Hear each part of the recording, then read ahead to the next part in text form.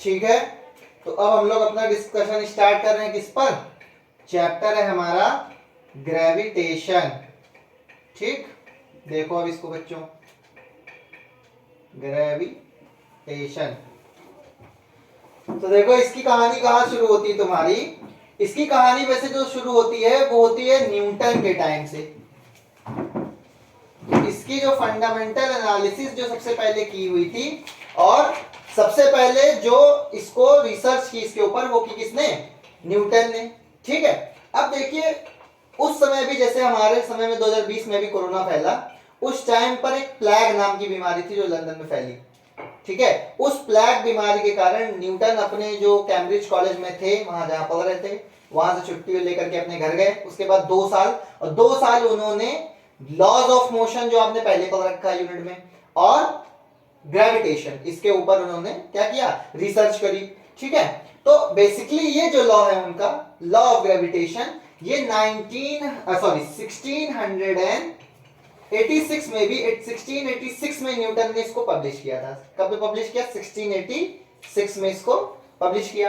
अब देखिए इसका इंपॉर्टेंस क्यों है। इसके साथ एक कहानी एसोसिएटेड है जो कि आप लोग सब लोग जानते होंगे कि एक बार न्यूटन जो थे वो क्या थे, एक पेड़ पे बैठे हुए थे और पेड़ पे से सेब गिरा, तो न्यूटन ने सोचा कि ये सेब नीचे ही क्यों गिरा, ये ऊपर क्यों नहीं गया। ठीक है, तो बेसिकली देखिए बात ठीक है, बच्चों को बताने के लिए, समझाने के लिए बात ठीक है, लेकिन न्यूटन ने एग्जैक्टली क्या सोचा वो मैं अभी आपको थोड़ी देर में बताने जा रहा हूं। ठीक है, तो सबसे पहले देखिए, आप लोग इसके नोट्स भी बनाते रहे साथ साथ में। तो न्यूटन जो थे, Newton was a genius. Newton जो थे वो भाई मैथमेटिशियन थे बहुत बड़े। 27 साल की उम्र में ये प्रोफेसर हो गए थे मैथमेटिक्स के, एट द एज ऑफ 27।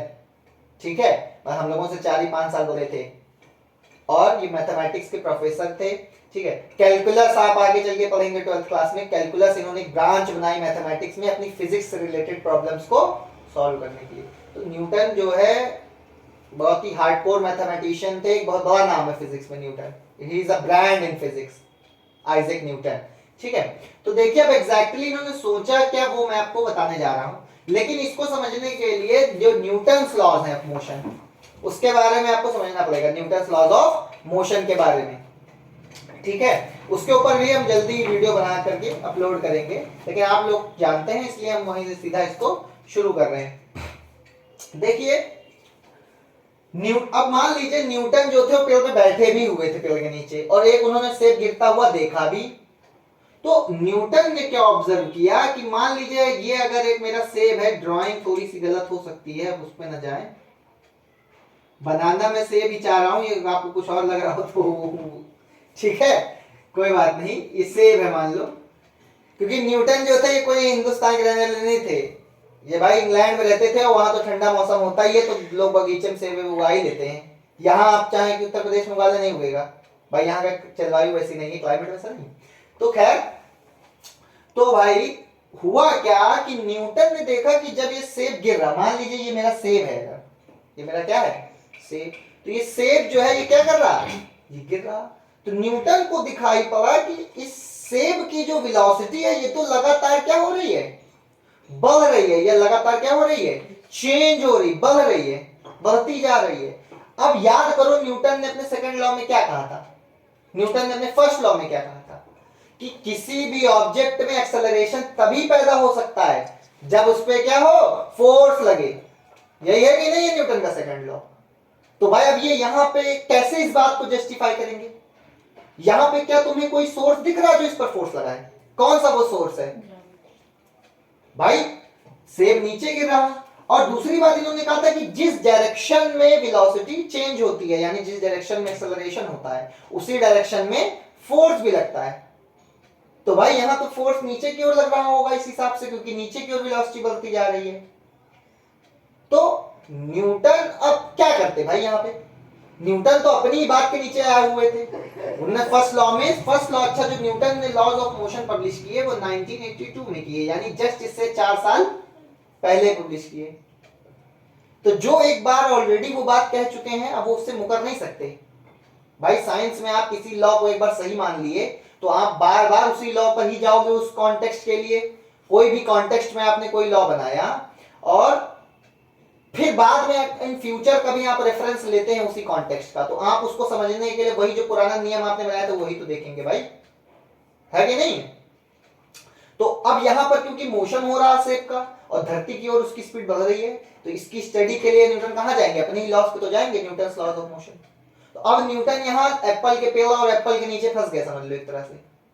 अभी कैसे जस्टिफाई करें कि हाँ यहां पर एक फोर्स लग रही है और न्यूटन के लॉस के हिसाब से लगनी भी चाहिए। अब ये तो कह नहीं सकते हैं कि नहीं भाई यहाँ पे फोर्स नहीं लग रही, इसकी स्पीड ऐसी बढ़ती जा रही है। तो कहीं ना कहीं इनको मानना पड़ेगा कि कोई ना कोई चीज जरूर है जो इस पर क्या कर रही है, फोर्स लगा रही है। और ये चीज कहाँ है? नीचे की ओर है। जो सोर्स है फोर्स का वो नीचे की ओर है जो फोर्स लगा रहा है। अब भाई न्यूटन ने नीचे देखा, उनका नीचे तो कुछ दिख नहीं रहा, नीचे सिर्फ एक ही चीज दिख रही है। क्या दिख रही है? सिर्फ ग्रेविटी दिख नजर आ रही है। ठीक है, तो न्यूटन को तब भी भरोसा नहीं हुआ।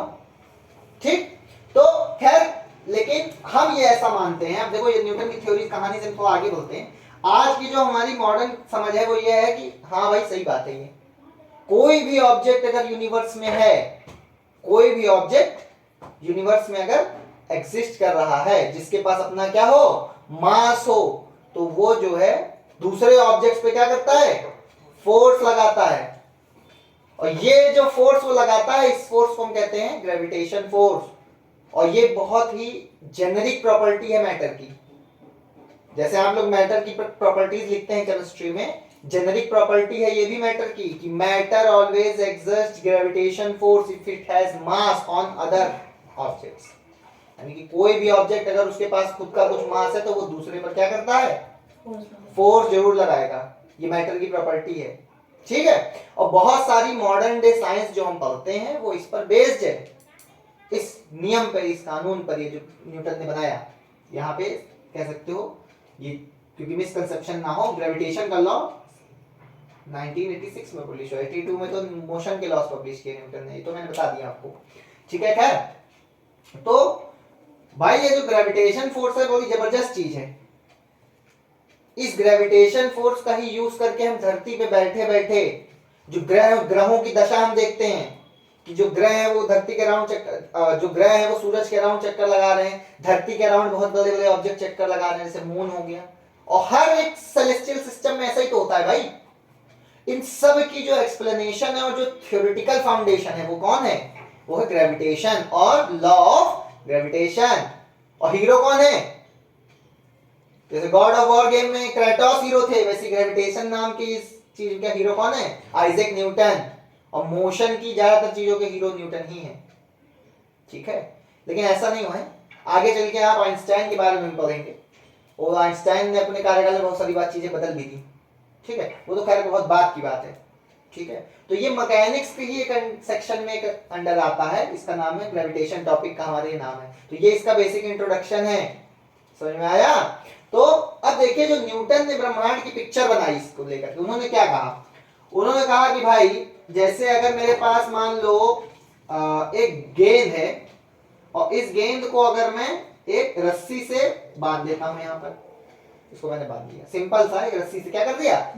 अब यहाँ पर एक लड़का खड़ा है, लड़का मैं नहीं बनाने की कोशिश करूंगा, ठीक, लड़का है, लेकिन यहाँ पे मैं लिख देता हूँ, यहाँ पे एक लड़का है।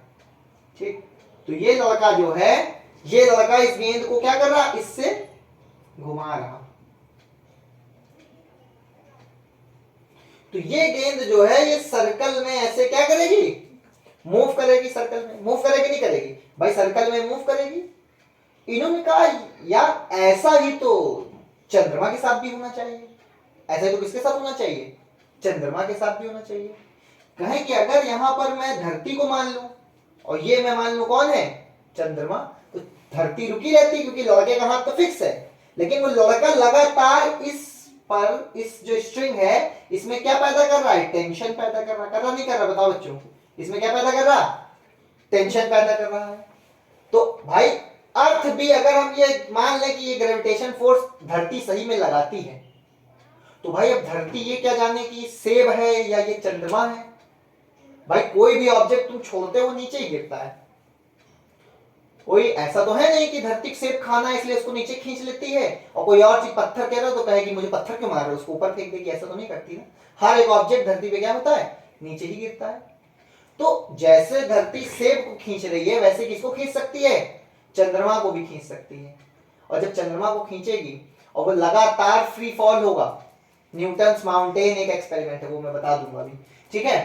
तो अगर वो इस तरह से खींचेगी तो जैसे ये पत्थर इस लड़के के हाथ का चक्कर लगा रहा, वैसे ही क्या है, वैसे ही जो धरती है उसका चक्कर चंद्रमा भी लगा सकता है इस तरह से। तो यानी ये हमारा एक बहुत बड़ा क्लू है, बहुत सारी जो ब्रह्मांड में होने वाली घटनाओं को समझने का बहुत बड़ा क्या है, ये क्लू है। आई बात समझ में। तो ये है इसका थ्योरेटिकल फाउंडेशन जो है न्यूटन्स लॉस का, ये है, ठीक है। इसमें और बहुत सारी बातें और की जा सकती हैं, ऐसा नहीं है, कोई कमी नहीं है इस चीज की, पर 9th क्लास के लिए इतना डिस्कशन बहुत है। 10th में और जब 11th में आप जाएंगे और मैकेनिक्स पढ़ेंगे तो और बीच में चीजें आएंगी, ठीक है। हाँ, उसमें आपको बताया जाएगा कि अगर एक धरती में टनल बना दी जाए, मान लो टनल बना दी जाए, उसमें गेंद फेंक दी जाए या किसी इंसान को फेंक दिया जाए तो क्या होगा, तो वो सब चीजें आगे हैं, ठीक है। वहां पे आप ग्रेविटेशन, एक्सेलरेशन का वेरिएशन वगैरह, ये बहुत सारी चीजें डिटेल में पढ़ेंगे, ठीक है। तो इतनी बात समझ में आई। अब देखो इसके बाद हम क्या बात करेंगे, इसके बाद न्यूटन्स लॉज ऑफ ग्रेविटेशन। अब भाई न्यूटन ने जो इस फिनोमिना की स्टडी करी, कोई एक दिन में नहीं कर ली, सालों साल, मैंने बताया करीब 2, 2.5, 3 साल न्यूटन ने इसके पीछे लगाए। और उसके पहले भी इस पर रिसर्च करने से पहले भाई उसका मन बनाने के लिए भी उन्होंने समय लगाया होगा कुछ, कि हाँ भाई इस पर रिसर्च करनी चाहिए नहीं करनी चाहिए क्या है। तो न्यूटन ने काफी समय लगाया इन पर। और जो मैकेनिक्स है तुम्हारी क्लासिकल मैकेनिक्स, वो केवल 4 लॉज पे बेस्ड है। 3 तुम पहले पढ़ चुके हो, ठीक है, लॉज ऑफ मोशन, और चौथी ये। इन 4 लॉज का यूज करके जितना भी मोशन है, दुनिया भर का मोशन तुमको समझ में आ जाएगा इन सिर्फ 4 लॉज का यूज करके, ठीक है। तो अब देखो, अब हम बात करते हैं किसकी, न्यूटन्स लॉज ऑफ मोशन की, ठीक। देखो Newton's laws of motion, Newton's laws of motion. अब देखो इसमें क्या होता है न्यूटन्स लॉज ऑफ मोशन में, भाई ये जो न्यूटन्स लॉ ऑफ मोशन है, ये जो न्यूटन ने स्टडी की है ग्रेविटेशन की, sorry Newton's law of motion नहीं, Newton's law of gravitation, motion नहीं, ग्रेविटेशन, ग्रेविटेशन।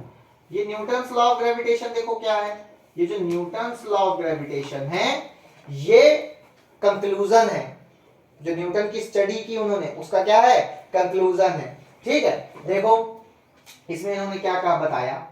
देखो सबसे पहली बात तो न्यूटन ने कहा, क्या कहा, इन्होंने कहा कि अगर कोई भी 2 ऑब्जेक्ट है, अब आप लोग इसको इंग्लिश में लिख लेना, बुक में आपकी डेफिनेशन भी दी हुई है, ठीक है, लेकिन मोटा मोटा इसका मतलब क्या है, सबसे पहले इसका मतलब समझना जरूरी है। इसका मतलब क्या हुआ देखिए समझिए, कि इन्होंने क्या कहा, इन्होंने कहा कि अगर कोई भी 2 ऑब्जेक्ट पूरे यूनिवर्स में है, ठीक है, कोई भी 2 ऑब्जेक्ट पूरे यूनिवर्स में हैं, अगर जैसे मैंने कहा कि ये 2 ऑब्जेक्ट हैं, अब इनके पास अपना कुछ खुद का मास भी होना चाहिए। बिना मास के ग्रेविटेशन फोर्स नहीं लगता, बिना मास के ग्रेविटेशन फोर्स नहीं लगता। ये क्लासिकल मैकेनिक्स में न्यूटन ने ये चीज कही। आगे चल के जब आप और आगे जाएंगे, स्टडी करेंगे फर्दर फिजिक्स में, और कुछ चीजें बदल भी जाएंगी, सारी चीजें ऐसी कैसी नहीं है भाई। अगर सब कुछ न्यूटन ही बता देते तो बाकी आने वाले लोग फैराडे हैं, आइंस्टाइन हैं, ये लोग क्या करते हैं, ठीक है, समझ में आया। तो ये चीजें, तो अब देखिए अगर यहां पर क्या है, 2 ऑब्जेक्ट है, मान लो इसका मास हमने कह दिया कि m1 है और इसका मास क्या है, m2 है। 2 ऑब्जेक्ट है, इनका कुछ मास है। तो न्यूटन ने क्या कहा, उन्होंने कहा कि इन दोनों ऑब्जेक्ट्स के बीच में क्या लगेगा, ग्रेविटेशन फोर्स लगेगा, और ये वो सारे लॉज को फॉलो करेगा, फोर्स के जो लॉज न्यूटन ने पहले बनाए थे उन सबको फॉलो करेगा। इनके सेंटर्स के बीच में अगर ये गोल ऑब्जेक्ट है यानी कि, तो इनके सेंटर्स के बीच का डिस्टेंस मैंने कहा क्या है, r है, और इनका मास है m1 m2। तो न्यूटन ने जो मैथमेटिकल स्टेटमेंट पब्लिश किया, उन्होंने क्या कहा, उन्होंने कहा कि जो फोर्स लगेगा वो इस ऑब्जेक्ट के मास पर भी डिपेंड करेगा, इस ऑब्जेक्ट के भी मास पर डिपेंड करेगा, यानी कि कह सकते हो कि वो इस और इस ऑब्जेक्ट के मास के प्रोडक्ट पे, प्रोडक्ट यानी गुणनफल पर डिपेंड करता है। सबसे पहला स्टेटमेंट न्यूटन ने ये कहा। तो इसको देखिए अब हम मैथमेटिकली लिखते हैं कि मतलब इसने इन्होंने कहा क्या।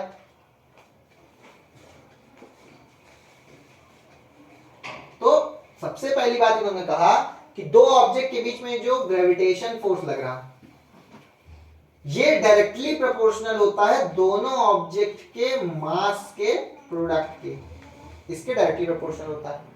तो इसको हम इक्वेशन नंबर 1 माना लेते हैं।